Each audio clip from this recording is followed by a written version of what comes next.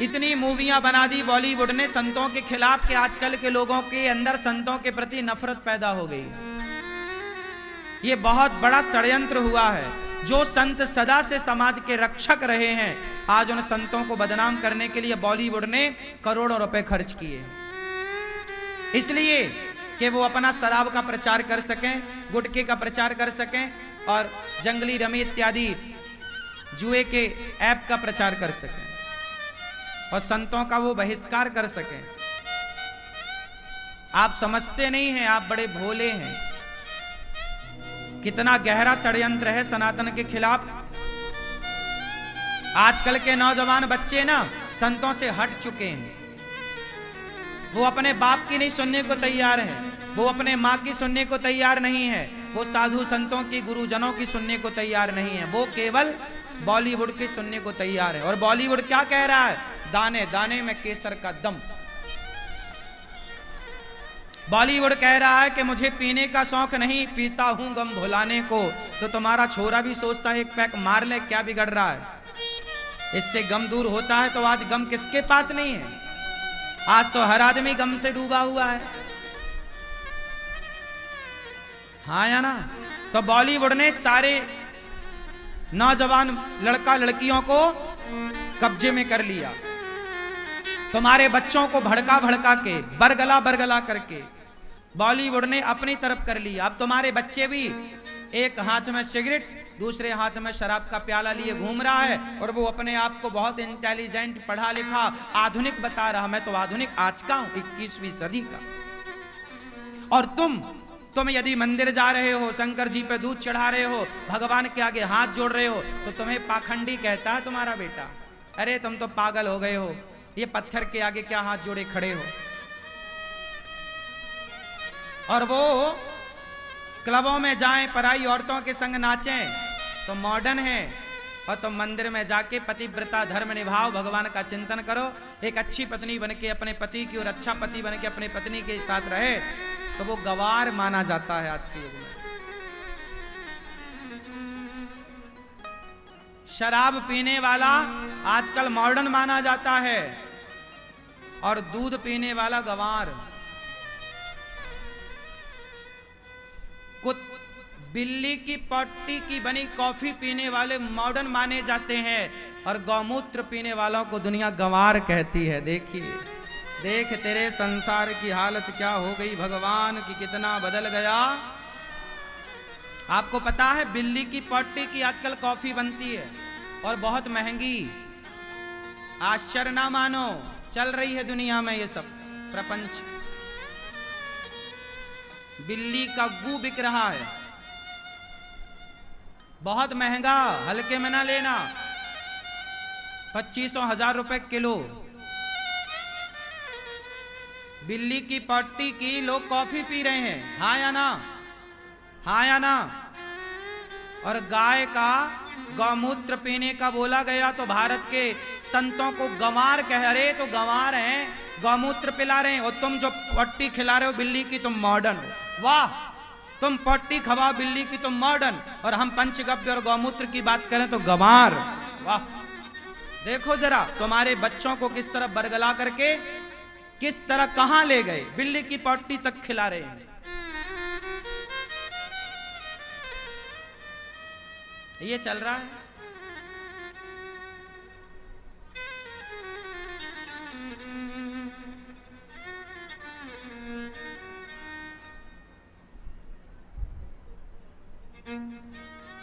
अभी कुछ दिन पहले मैंने कहा कि बिस्किट ना खाया करो, क्योंकि ये बिस्किट नहीं, ये बिस्की किट है। ये बिस्की क्या है? इसमें विष भरा हुआ है। बिस्किट मतलब बिस्की किट।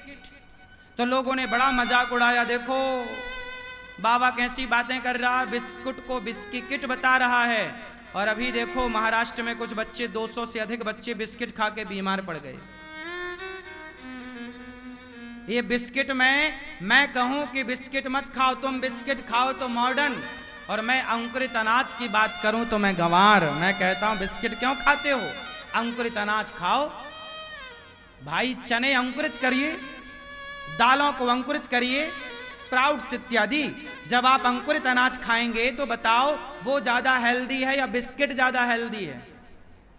उत्तर दो, बोलो। क्या अंकुरित अनाज ज्यादा बेहतर है कि बिस्किट? फिर अभी मैंने बोला था, लोगों ने बहुत मजाक उड़ाया, बहुत हंसे, और अभी बच्चे बीमार पड़ गए 200 से अधिक बिस्किट खा के।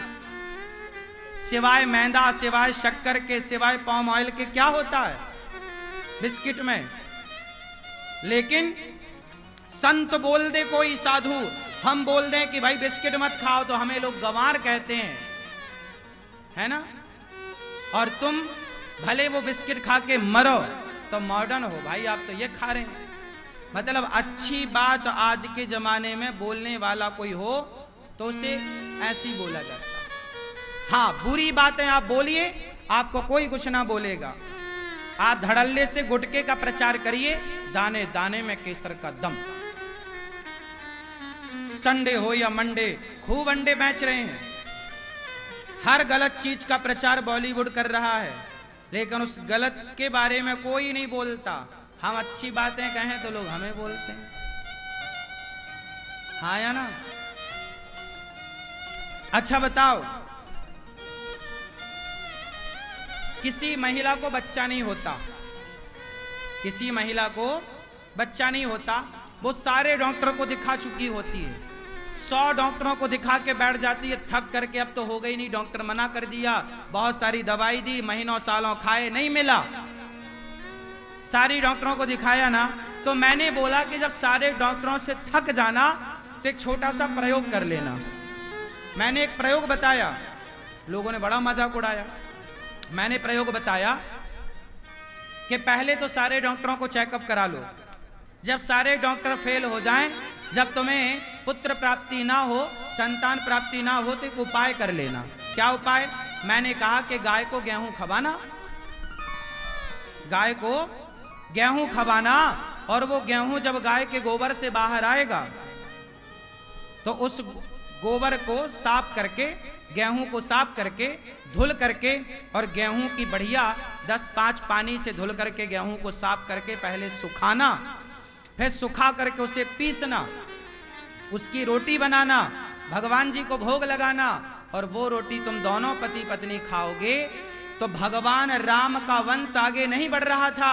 तब राम के पूर्वज राजा दिलीप ने गौ माता की सेवा करी, और गौ माता की सेवा के द्वारा उनके घर में रघु का जन्म हुआ, जिनके नाम से रघुवंश चला।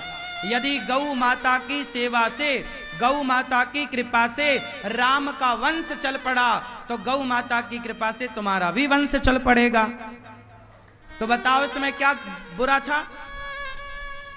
अब तुम 100 डॉक्टरों को तो दिखाई चुके ना, मेडिकल साइंस तो हार चुका ना तुमसे। तो एक गौ माता को बढ़िया सा गेहूं खवा के और वो गेहूं का बढ़िया भोग लगा के खा लेने में क्या बुराई है भाई साहब? तो लोगों ने क्या कि अरे बाबा तो देखो गोबर खवा रहा है, अब ले। और ये प्रयोग हमारे यहां होते चले आए, ये शास्त्रोक्त प्रयोग है कि गाय के पेट में जब कोई वस्तु गेहूं इत्यादि जाती है तो वो सामान्य गेहूं जाता है, पर विशेष तत्व, विशेष एनर्जी गाय के संपर्क से उसमें प्राप्त। यदि गाय के मूत्र में शक्ति ना होती तो आज बाजार में किसी भी मेडिकल में जाओ और बोलना गौमूत्र चाहिए, मिलता है कि नहीं? उत्तर दो। बाजार में किसी भी आप मेडिकल शॉप में जाओ, गौमूत्र मांगो, मिलता है कि नहीं? जोर से। और आप किसी भी मेडिकल शॉप में जाओ, कुत्ते का मूत्र मांगो, मतलब गौमूत्र में ही शक्ति है, इसलिए आज भी बाजार में गौमूत्र बिक रहा है। तो गौ को हल्के में समझ रहे। मैं गाय की महिमा बताऊं तो लोग मजाक उड़ाते हैं, वो कुत्ते से लोग अपना मुंह चटवाएं तो वो मॉडर्न है, कुत्ते से मुंह चटवाने वाले मॉडर्न, और हम गाय की सेवा करें तो गंवार। देखो ऐसा है आज का जमाना। समझ में आई ना बात? गाय सबकी माता है और पूरे भारत की आस्था गाय पे रही है। आप कितने लोग गाय को माता मानते हैं? तो गाय के अंदर माता वाला कोई गुण लक्षण है कि यूं ही मानते हो? है ना? तो फिर आजकल के पढ़े लिखे लोग, यदि तुम पंचगव्य पीने लग जाओ, पंचगव्य कौन कौन जानता है? पंचगव्य गाय के गोबर के रस, मूत्र, दूध, दही और घी, ये 5 चीजों को मिलाने से पंचगव्य बनता है। जब तक आप पंचगव्य नहीं पीते तब तक आप यज्ञ करने के अधिकारी नहीं होते। ये यज्ञ का विधान है। लेकिन अब प्राचीन परंपराओं से आजकल के बच्चे हट गए, अपनी भारतीय सनातन संस्कृति को भूल गए, और जब संस्कृति भूल गए तो पंचगव्य भूल गए, पंचगव्य भूल गए तो गौ माता की महिमा भूल गए। और गौ माता, आजकल लोग कुत्ता पालने में बड़े इंटरेस्टेड हैं। कुत्ता 1-1 लाख का ले आएंगे और 1-1 लाख के कुत्ते से अपना मुंह चटवाएंगे, लेकिन गाय घर में रखने में शर्म आती है। मैडम कुत्ते की पोटी उठाए तो मॉडर्न, और कोई स्त्री गाय का गोबर उठाने लग जाए तो उसे गंवार कहा जाता है। ये देखिए, ये दोगलापन नहीं है क्यों मेरी मां? सही है?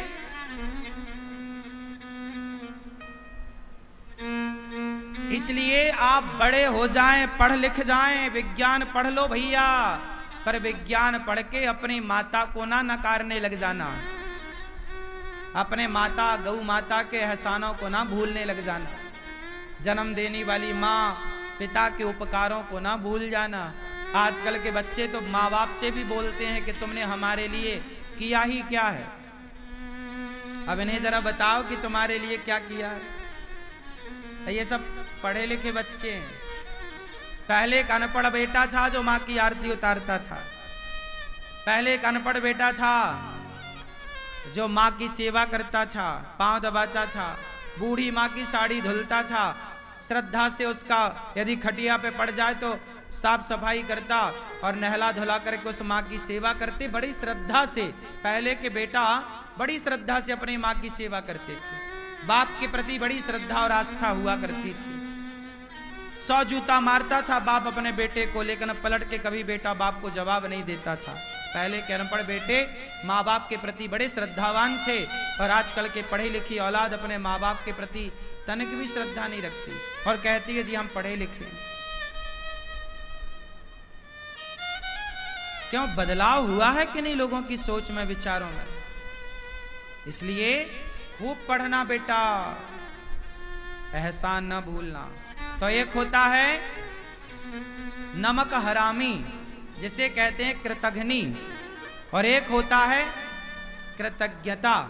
एक होती है कृतज्ञता, मैं आपका कृतज्ञ हूं। कृतज्ञ मतलब मैंने आपका एहसान माना, उसे कृतज्ञ कहे, मैं आपका कृतज्ञ हूं। कृतज्ञ मीन्स मैं आपको मानता हूं कि हाँ आपने मुझे 1 गिलास पानी पिलाया है, और मैं आपके 1 गिलास पानी के बदले मैं बहुत कुछ उसका आपको देने का भाव रखूं, आपके प्रति श्रद्धा रखूं, वो कृतज्ञता है।